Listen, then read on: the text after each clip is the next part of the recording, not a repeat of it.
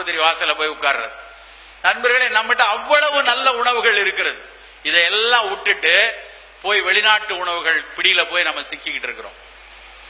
பழங்கள் இன்றைக்கு முன்னாடிலாம் நாங்க படிக்கக்கூடிய காலத்துல ஊர் பக்கம் வந்து பழம் வாங்கணும்னா ஆஸ்பத்திரி வாசலுக்கு தான் போகணும். நான் படித்த காலத்துல எனக்கு ஞாபகம் இருக்கு. ஆரஞ்சு பழம் வாங்கணும்னா தர்மாஸ்பத்திரிக்கு வெளியே விற்பாங்க.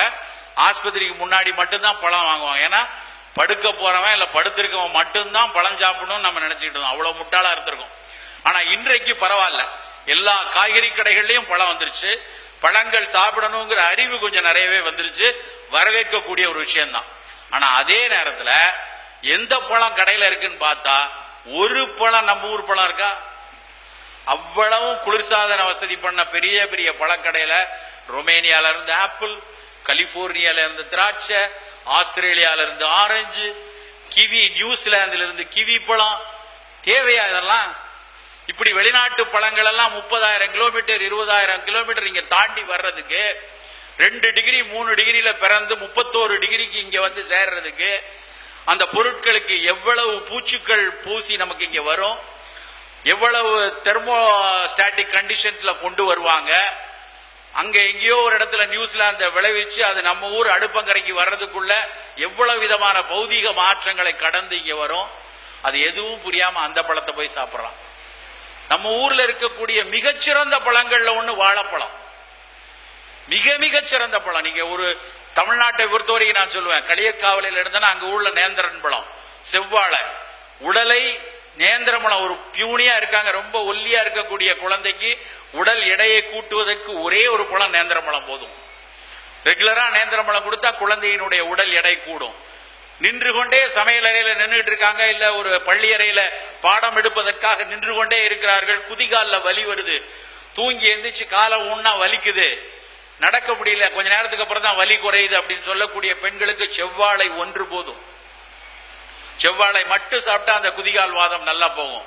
அதை தாண்டி அப்படியே நாகர்கோயில் வந்தீங்கன்னா அங்க மட்டி பழம்னு ஒண்ணு இருக்கும், குட்டியா இருக்கும், சின்னோண்டு இருக்கும், ஒரு பென்சில் மாதிரி, ஒரு சுண்டு விரல் சைஸ்ல, குழந்தைகளுக்காகவே பிரத்யோகமா உள்ள பழம். மலம் நல்லா இழகி குடல்ல இருக்கக்கூடிய புண்களை ஆற்றக்கூடியது மட்டி பழம். இன்னும் அதை தாண்டி அப்படியே திருநெல்வேலி வாங்க, மொந்தன் வாழைன்னு ஒண்ணு உண்டு, நாட்டுப்பழம்னு சொல்லுவாங்க. களக்காடு, திருநெல்வேலி, விருதுநகர் வரைக்கும் கிடைக்கும். அந்த நாட்டுப்பழம் மூல நோய்க்கு அதை விட மிகச்சிறந்த மருந்து கிடையாது. ரத்த மூலத்தையும் போக்கும், மலச்சிக்கலை போக்கும், பிஸ்டுலாவை போக்கும், மூலத்துக்கு போக்கும். அந்த ஒரு பழம் போதும்.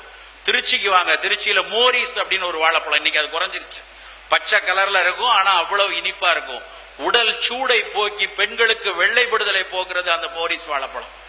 இந்த பக்கம் திண்டுக்கல்ல சிறுமலை பழம்னு ஒன்று உண்டு, கொடைக்கானல்ல இருந்து ஒரு மலை வாழைப்பழம், நார் சத்தும் அதிகமா இருந்து உடலுக்கு ஊட்டமும் தரக்கூடிய அவ்வளவு அருமையான பழம் அந்த சிறுமலை வாழைப்பழங்கிறது கொடைக்கானல் மலைப்பழம்.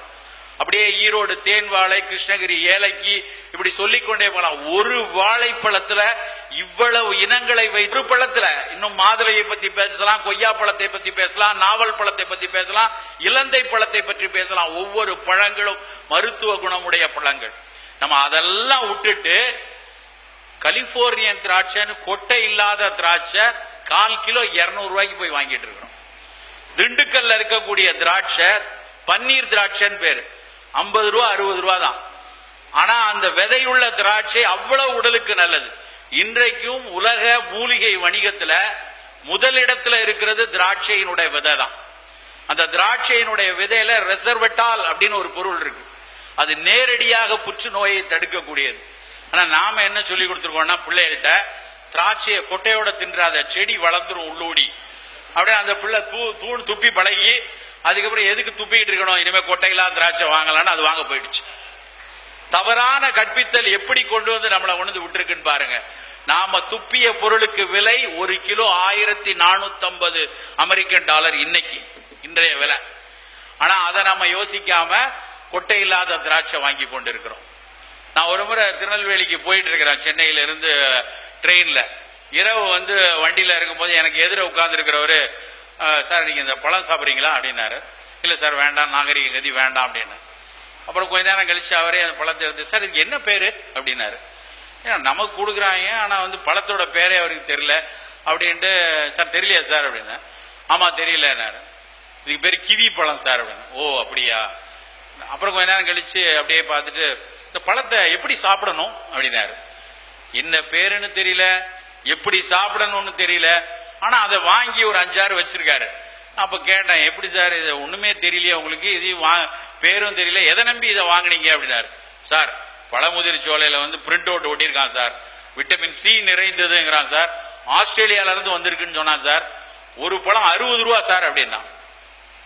சோ இவர்கள் மனதில் என்னன்னா, வெளிநாட்டில் இருந்து ஒரு பழம், விலை கூடிய பழம், அதுக்கப்புறம் விட்டமின் சி நிறைந்ததுன்னு வேற போட்டாச்சு. அப்ப நான் அவர்கிட்ட சொன்னேன், சார் இந்த ட்ரெயின் நேரா செங்கோட்டைக்கு தான் போகும், அந்த ட்ரெயின்ல கடைசியில இறங்குனீங்கன்னா, இறங்கி வாசலுக்கு வெளியே வந்தீங்கன்னா ஒரு கூறு போட்டு கொஞ்சம் பழம் வச்சிருப்பாங்க, அதுக்கு பேரு நெல்லிக்காய். 1 கிலோ இப்ப சீசனுக்கு 12 ரூபா தான் வரும். அந்த 1 கிலோல ஒரு 15-20 பழம் இருக்கும். அதுல ஒரு பழத்துல இருக்கக்கூடிய சத்துல 1/3 கூட இந்த கிவி பழத்துல கிடையாது. போய் அதை வாங்கி சாப்பிடுங்க சார் சொன்னோம். நம்ம மக்களுக்கு நம்ம ஊர் பழத்தினுடைய மகிமையே தெரியாது. அவ்வளவு சிறப்பானது நெல்லிக்கனி. ஒவ்வொரு நாளும் காலை வேளையில் நண்பர்களே உங்களுக்கு கிடைக்குமானால் தினம் காலையில ஒரே ஒரு நெல்லிக்காவை சாப்பிடுங்க. அதை அடிச்சு சாரா சாப்பிடுங்க, இல்லைன்னா அப்படியே கடிச்சு சாப்பிடுங்க. தயவு செய்து ஊறுகாய் போட்டு சாப்பிட்றாதீங்க. இல்லைன்னா அதை போய் ஏதாவது வெள்ளத்துல முக்கி வச்சு, இல்ல இனிப்புல ஜாம்ல குலோப் ஜாமுன் மாதிரி போட்டு சர்க்கரையில பாகல வேக வச்சுலாம் சாப்பிட்டுட்டு இருக்காங்க. அப்படியெல்லாம் சாப்பிடாதீங்க. நேரடியாக கடித்து சுவைங்க, இல்ல நேரடியா சாறு எடுத்து சாப்பிடுங்க. நெல்லிக்கனிக்கு இருக்கக்கூடிய மருத்துவ குணம் மாதிரி ஒரு கனிக்கும் மருத்துவம் கிடையாது. அவ்வளவு சிறப்பானது நெல்லிக்கனி. புற்றுநோயிலிருந்து எல்லா நோய்களையும் வராமல் தடுப்பதற்குரிய அத்தனை சத்து அந்த நெல்லிக்கனில இருக்கு. ஏன்னா நம்ம ஊர்ல இருக்கக்கூடிய பொருட்கள் பத்திய